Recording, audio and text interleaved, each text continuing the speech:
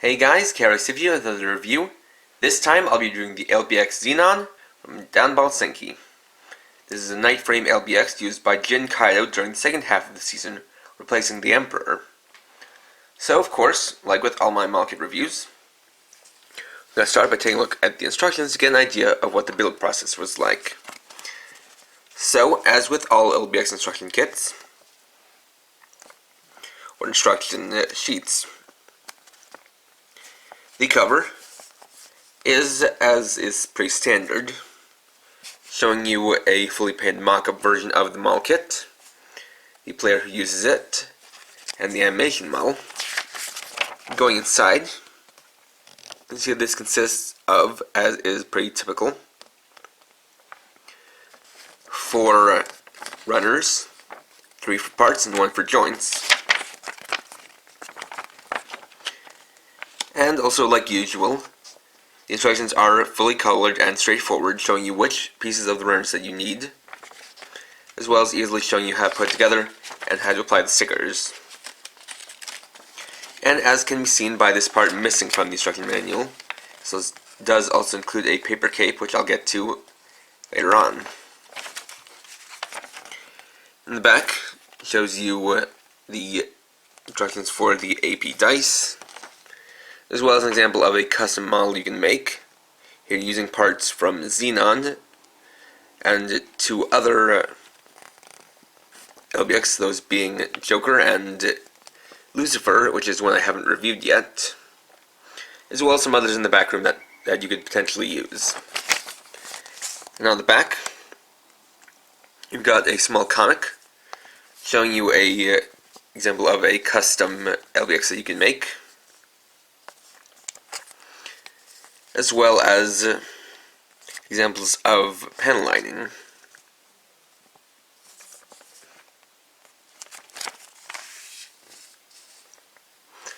So next, let's move on to the parts breakdown. So, starting off, we'll of course start with the head. So for this kit, it primarily consists of 4 plastic colors, being black, light gray, magenta, and purple, with a little bit of goldenrod for the weapon. So, for the head, this is mostly plastic, with the only bit of stickers being the 2 eyes.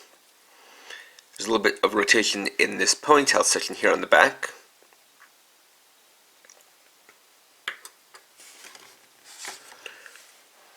For the body, you've got a lot of nice detail there, with a good amount of plastic layering, and a few stickers.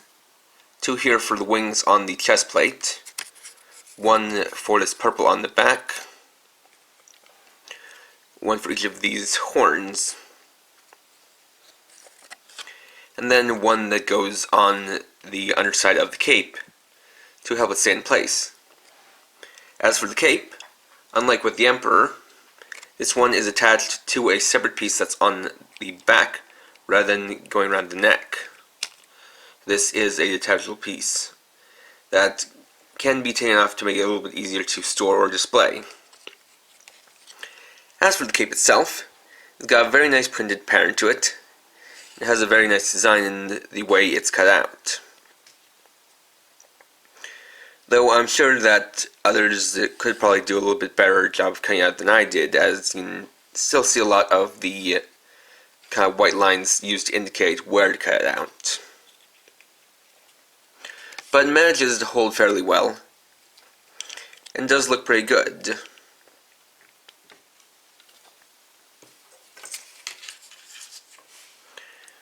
For the arms, got a pretty simple design, but the joints being a different color than the main color of the plastic does help break up the colors a little bit. And the only stickering here is a couple of stickers for the middle spikes on the shoulder pads.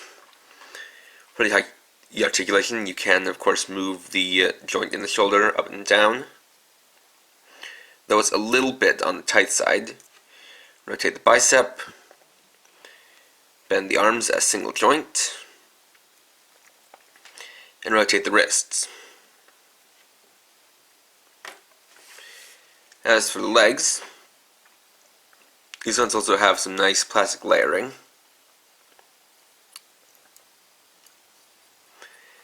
As far as the stickers go, there are only a few, but they do a really good job at matching up with the plastic colors. So there's one sticker here on this upper part of the front armor skirt.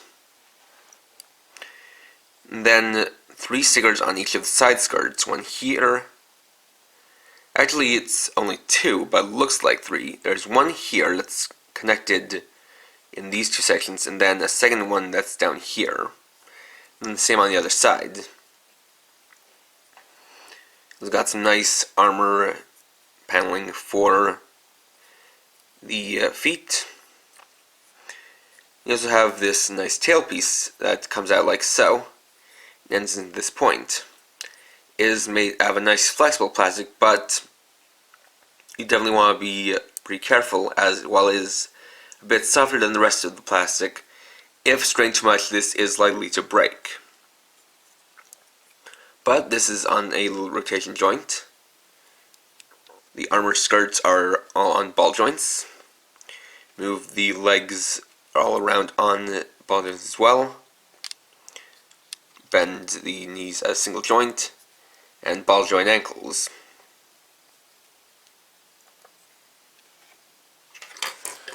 Of course, as with all LBX, you can remove the front panel to the chest, and remove the panel inside to reveal the core box,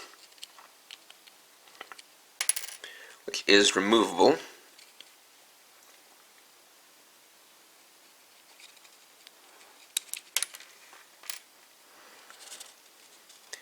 It can be flipped between one of 2 sides for 2 different arrangements of the core parts.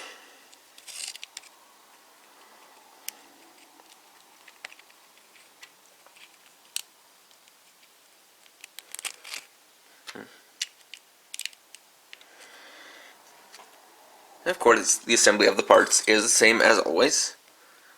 Plug on the head, pop in the arms,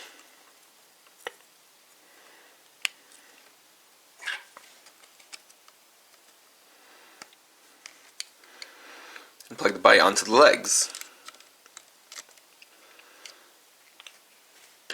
And there we have the completed Zenon.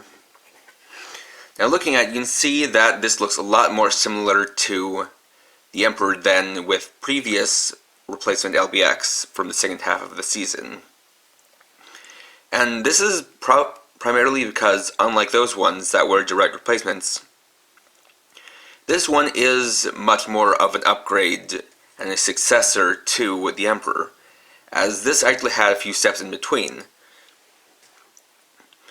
As within the series, the Emperor was originally upgraded to the Emperor Mark II, which looked about the same but had improved stats, and then it was upgraded to a Proto-Zenon, which then just became Zenon. So you can definitely see a lot of the same kind of design elements from the Emperor that makes it look like a Dark Knight, as a way to kind of contrast Achilles being more of a sacred knight. You also have its weapon, the Zenon Halberd, which is nice in that it has a few different colors of plastic to it. Though one of the odd things is that they do try to add in a little bit of the color that's supposed to be on the head, with these metallic silver stickers that go on each of the 4 sides, but it also is missing some black and red within the folds. And it's strange that they didn't use stickers for these, because it would have been pretty easy to just print some large stickers that could be applied onto these fairly flat surfaces with some easy grooves to fit into. That being said, these would also be probably easy to paint as well, so that shouldn't be too much of a problem. For holding it, you just remove the bomb cap and place it through the hand. That way you can hold it with one hand, or if you want, this kit does have the articulation needed in order to hold it with both hands.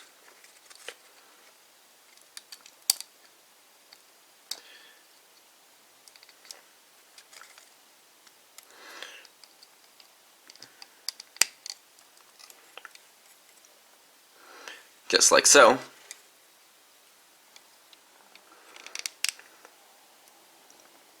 And then you just place the cap back on.